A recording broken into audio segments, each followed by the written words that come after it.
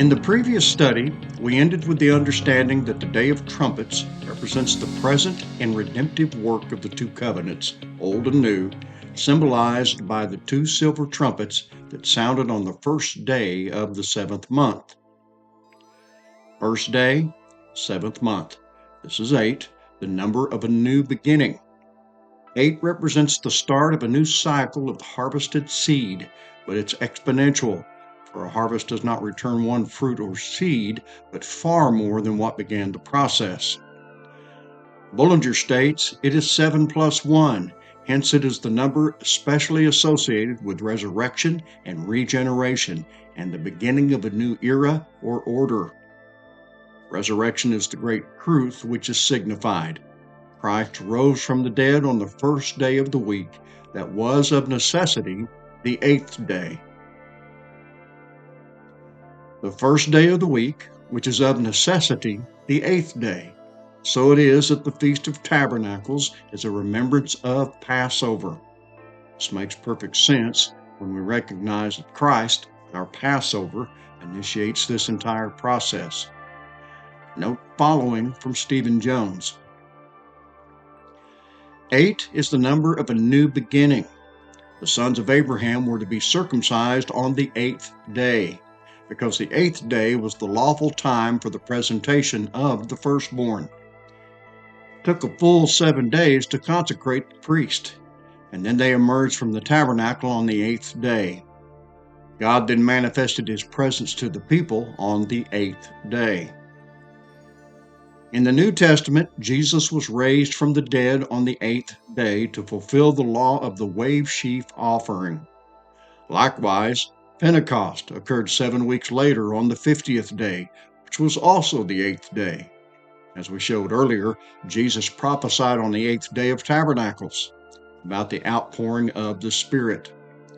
These examples all fulfill the law of the presentation of the firstborn on the 8th day in Exodus 22, verses 29 and 30.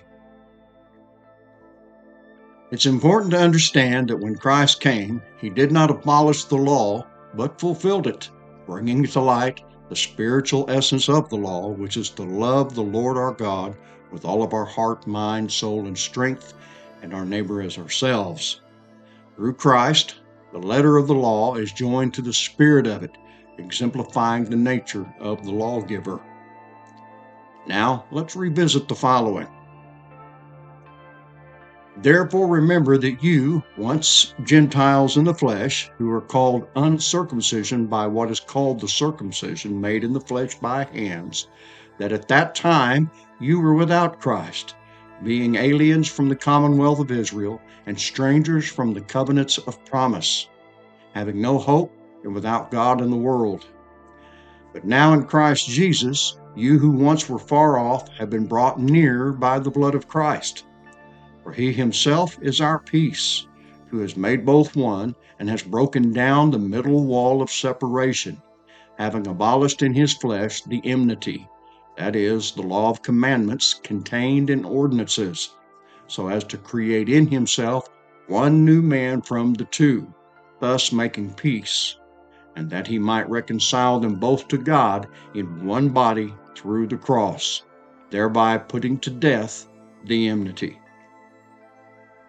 As we see, I've included more verses to what we read in the previous study. No doubt, these passages are rich with understanding, bringing to light the difference between the Gentiles or nations and Israel, the covenants, and the fact that Christ made both one. This is the meaning of the word atonement. Note the following from Gemini on the etymology of this word. The word atonement comes from the Middle English phrase at one-ment, or at one, meaning agreed or in accord. Essentially, it signifies the condition of being at one or reconciled with others, particularly after discord or strife. This etymology highlights the core meaning of atonement as a process of bringing parties back into harmony or unity. In a theological sense, it refers to the reconciliation of humanity with God.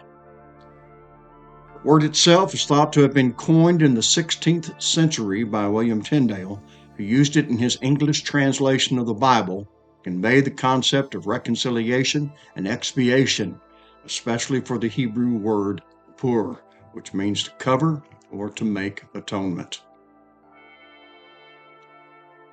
The spiritual meaning of two is division and witness. If two disagree, we have division, but when they agree, we have a witness. The latter is atonement, where two become one.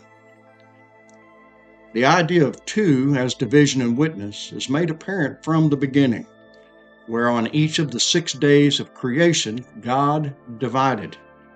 On the 6th day, when God formed the woman, he separated her from the man in order to make them one again. God planted a garden eastward in Eden.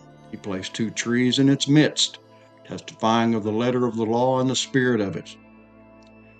There is light and darkness, day and night, waters above and waters below. There are 2 great lights, Adam and Eve, and Cain and Abel. If we continue forward, we have Sarah and Hagar, Isaac and Ishmael, Jacob and Esau, and even a division of the kingdom of Israel into 2 kingdoms. And yet, beneath all of this, there's a harmony to consider, a oneness that often defines human understanding. Inasmuch as God divided, it is his place to bring together. Atonement, at-one-ment, reconciliation, harmony, unity. Just as the 2 covenants are joined, so Christ brought the entire world together in himself and is creating in himself one new man in the 2. The Day of Atonement is the 2nd segment of the Feast of Tabernacles, emphasizing the number. It is the 6th branch of the lampstand, which added to the 7th month gives us 13. 13 denotes rebellion and depravity, which ends when reconciliation is fully achieved. The Day of Atonement was the most solemn day of the year for Israel, taking place on the 10th day of the 7th month. I immediately think of the dragon in Revelation 12 and the beast in Revelation 13, both having 10 horns and 7 heads. The 10th day, the 7th month. This is 17. Here's a portion of its spiritual meaning from Stephen Jones. To write 17 in Hebrew, they wrote 2 Hebrew letters, Yod, Zayin. It signifies the hand of spiritual weaponry, which gives us the victory. 17 is the number of victory. It follows number 16 because love never fails. In fact, let it be emphasized that there is no ultimate victory without love. Adding all the numbers from 1 to 17 gives us 153, which is the number of fish that the disciples caught in John 21:11. Because 153 is the numeric value of sons of God, we can see that there is a strong connection between the final victory and the manifestation of the sons of God. As we see, 17 is connected to sonship and fruitfulness, further emphasized and clarified by the last day of the feast, 22nd day. When we recognize that the sowing and reaping cycle is threefold, consisting of living, death, then life, it brings a better understanding to the idea of victory. What did Paul say? The last enemy that will be destroyed is death. And again, death is swallowed up in victory. When does this happen?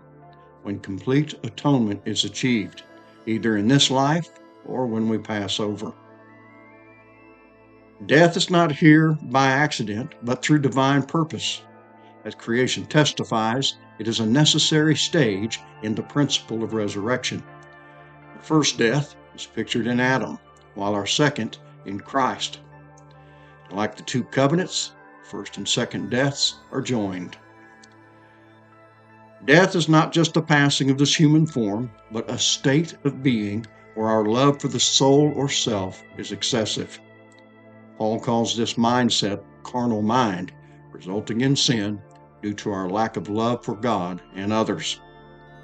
The second death is also a state of being where the soul or self is surrendered for the sake of others, being one with the Father and Son, who are the purest essence of altruism. Paul calls death an enemy. Death is an enemy only when we cling to it, equating to selfishness in all its forms. If a seed does not fall into the ground to die, it will not bear fruit. So it's critical to understand death's purpose and seek for the life that swallows it up. We are called to embrace the death of the self. Doing so culminates in selflessness in all its forms. This is the true meaning of salvation. I am not saved so I get to go to heaven. I am saved so I can be a servant to others. At this point, I will close, but there's still more to consider regarding the Day of Atonement. So be sure to join me for the next study. Until then, may God bless you in your walk with Christ.